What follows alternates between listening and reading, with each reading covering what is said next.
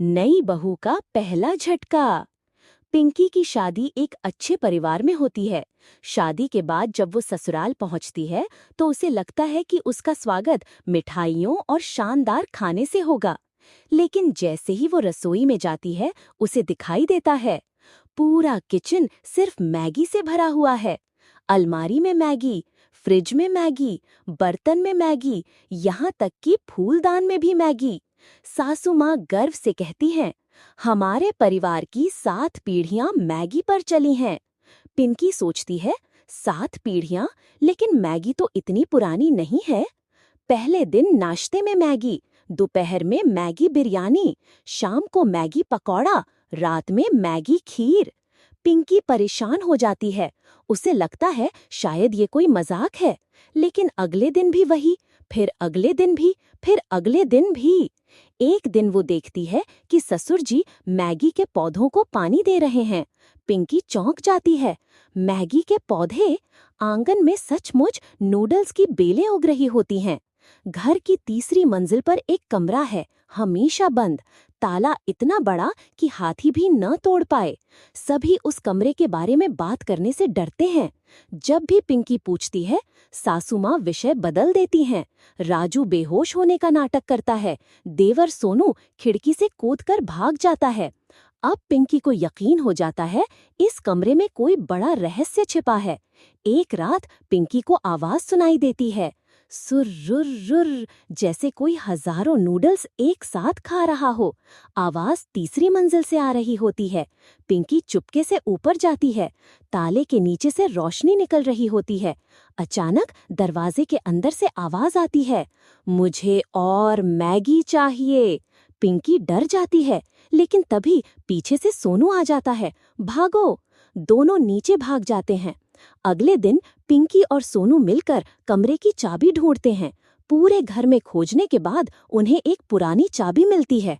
रात को दोनों कमरा खोलते हैं। दरवाजा खुलते ही अंदर एक विशाल गोल कमरा, बीच में एक सिंहासन, और उस सिंहासन पर बैठा होता है एक 20 फुट लंबा नूडल्स राक्षस।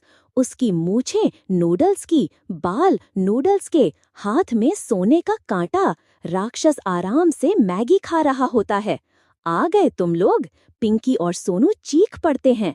राक्षस कहता है, डरो मत, मैं तुम्हारा दादाजी हूँ। राक्षस बताता है कि कई साल पहले परिवार के असली दादाजी को एक जादुई मैगी फैक्ट्री मिली थी। उन्होंने वहां की गोल्डन मैगी खा ली। उसके बाद वे अमर तो हो गए, लेकिन धीरे धीरे नूडल्स राक्षस में बदल गए। अब उन्हें हर दिन 500 पैकेट मैगी चाहिए। इसीलिए पूरा परिवार सालों से मैगी जमा कर रहा है। राक्षस दादाजी बताते हैं कि दुनिया में एक आखिरी गोल्डन मैगी पैकेट बचा है। जो खा लेगा उसे असीमित भाग्य मिलेगा। लेकिन नक्शा 3 टुकड़ों में बंटा हुआ है और उन टुकड़ों को 3 खतरनाक लोग खोज रहे हैं। 1. पास्ता पंडित, दुनिया का सबसे बड़ा पास्ता वैज्ञानिक। 2. चाउमीन चाचा नूडल्स माफिया का डॉन। 3. स्पेगेटी सम्राट, इटली का सबसे खतरनाक शेफ। अब शुरू होती है पागलपन भरी यात्रा, जहां मैगी ट्रेन चलती है, नूडल्स हेलीकॉप्टर उड़ते हैं, सूप झीलें होती हैं, कांटे तलवार की तरह लड़ते हैं। पिंकी की टीम नक्शे का पहला हिस्सा खोज लेती है, लेकिन तभी पास्ता पंडित हमला कर देता है। उसके रोबोट पास्ता से बने होते हैं। नक्शे का दूसरा हिस्सा छिपा है एक गुप्त शहर में, जहां हर इमारत नूडल्स की बनी है। वहां का राजा होता है नूडल सिंह, जो हर बाहरी व्यक्ति को मैगी खाने की प्रतियोगिता में हराता है। सोनू प्रतियोगिता में भाग लेता है और 700 कटोरी मैगी खा जाता है। पूरा शहर उसका फैन बन जाता है।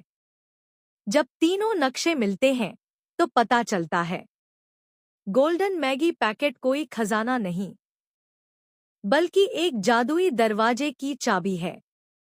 उस दरवाजे के पीछे एक पूरी दुनिया है, मैगी यूनिवर्स, जहां नूडल ड्रैगन, सूप समुद्र, कांटा योद्धा और हजारों अजीब जीव रहते हैं।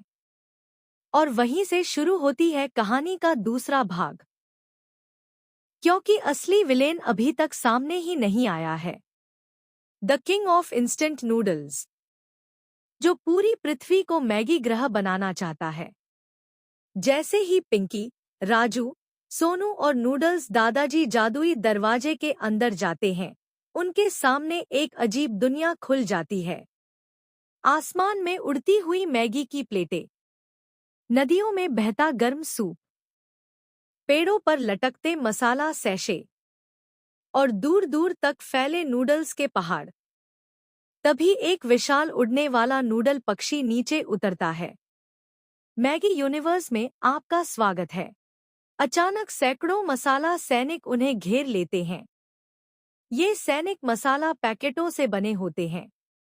उनका कप्तान चिल्लाता है, पृथ्वी वालों को पकड़ लो। पूरे मैदान में भगदड़ मच जाती है। सोनू गलती से मसाले का एक बैग फोड़ देता है। इतनी छींकें आती हैं कि सैनिक खुद ही भाग जाते हैं। टीम को पता चलता है कि इंस्टेंट नूडल्स किंग का मुख्यालय नूडल किला है। यह किला बादलों के ऊपर तैरता है। उसकी रक्षा करते हैं कांटा योद्धा, चम्मच दैत्य, मसाला ड्रोन। किले तक पहुंचने के लिए उन्हें उबलते सूप के समुद्र को पार करना होगा। सूप समुद्र के बीच में एक विशाल जीव रहता है, सूपासुर। उसका आकार एक जहाज जितना बड़ा है। जब टीम समुद्र पार कर रही होती है, सूपासुर उनका पीछा करने लगता है। राजू डर के मारे नाव से कूद जाता है, लेकिन पता चलता है कि सूपासुर को गाने सुनना पसंद है। सोनू बेसुरा गाना शुरू करता है। राक्षस इतना परेशान हो जाता है कि खुद भाग जाता है। उधर पृथ्वी पर नंदिनी को सब पता चल जाता है। वह अपने कैमरे के साथ मैगी यूनिवर्स में पहुंच जाती है। उसका पहला वीडियो 24 घंटे नूडल ग्रह पर कुछ ही घंटों में वायरल हो जाता है। लेकिन उसकी वीडियो इंस्टेंट नूडल्स किंग भी देख लेता है। अब उसे पता चल जाता है कि दुश्मन कहाँ है। नूडल किले तक पहुंचने का एकमात्र रास्ता है कांटा योद्धाओं का टूर्नामेंट जीतना। सोनू भाग लेता है, लेकिन उसे तलवार चलानी नहीं आती। वह गलती से फिसल जाता है। फिसलते फिसलते सभी प्रतिद्वंद्वियों को गिरा देता है और चैंपियन बन जाता है। खुद उसे भी समझ नहीं आता कैसे। रात में दादाजी गायब हो जाते हैं। पिंकी उनका पीछा करती है। तब पता चलता है कि दादाजी पहले इंस्टेंट नूडल्स किंग के सबसे बड़े सेनापति थे। सभी चौंक जाते हैं। दादाजी बताते हैं, मैंने ही उसे शक्ति हासिल करने में मदद की थी। अब टीम को उन पर शक होने लगता है। जब टीम नूडल किले के करीब पहुंचती है, तभी दादाजी उन्हें पकड़वा देते हैं। सब जेल में पहुंच जाते हैं। इंस्टेंट नूडल्स किंग हंसता है। योजना सफल रही। पिंकी को लगता है कि सब खत्म हो गया, लेकिन अचानक दादाजी मुस्कुराने लगते हैं। वे बताते हैं, धोखा नकली था।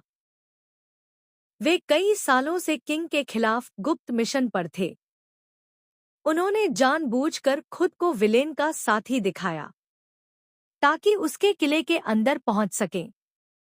अब वे जेल का गुप्त दरवाजा खोल देते हैं।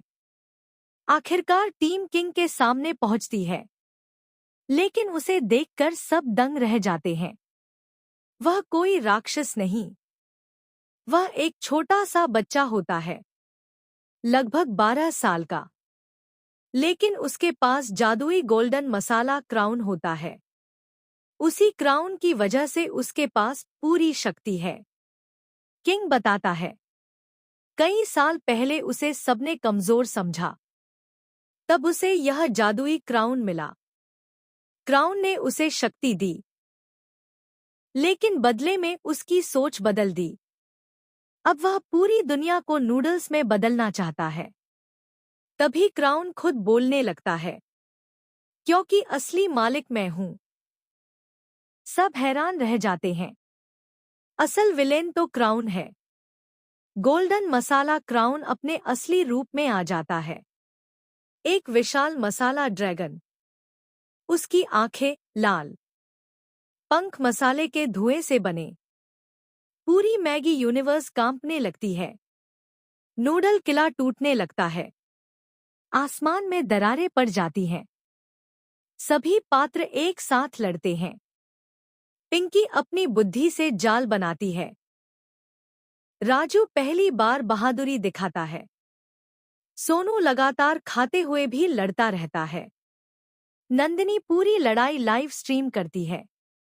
दादाजी अपने पुराने जादुई रूप में लौट आते हैं। युद्ध कई घंटों तक चलता है।